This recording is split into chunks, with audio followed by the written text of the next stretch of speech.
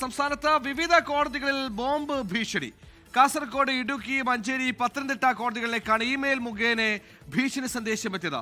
Tamil liberation ഓർഗനൈസേഷന്റെ പേരിലാണ് ഭീഷണി സന്ദേശം എത്തിയത്. കോടതി നടപടികൾ പലയിടത്തും തടസ്സപ്പെട്ടു. വിശദമായ പരിശോധന നടത്തിയെങ്കിലും ഒന്നും കണ്ടെത്താനായിട്ടില്ല. ഇമെയിൽ ഉറവിടം കേന്ദ്രീകരിച്ചുള്ള അന്വേഷണത്തിലാണ് പോലീസ്.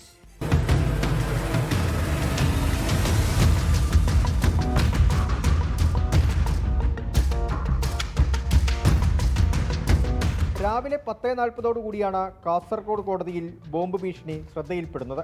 ഇതിന് പിന്നാലെ തലശ്ശേരി, ഇടുക്കി, മഞ്ചേരി, പത്തനംതിട്ട കോടതികളിലും ബോംബ് ഭീഷണി എത്തി. വിക്രം രാജ്ഗുരു വെച്ച് outlook.com എന്ന ഐഡിയിൽ നിന്നായിരുന്നു സന്ദേശം.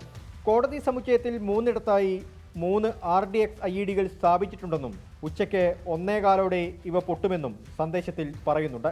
കോടതിക്ക് പുറത്ത് 3 പേർ നിൽക്കുന്നുണ്ടെന്നും സ്ഫോടനം നടത്താനുള്ള റിമോട്ട് കൺട്രോളുകൾ ഇവരുടെ കൈവശമുണ്ടെന്നും മുഹമ്മദ് അസ്ലം, വിക്രം തമിഴ് ലിബറേഷൻ ഓർഗനൈസേഷൻ സംഘടനയുടെ പേരിൽ വന്ന ഭീഷണി സന്ദേശത്തിൽ പറയുന്നുണ്ട്.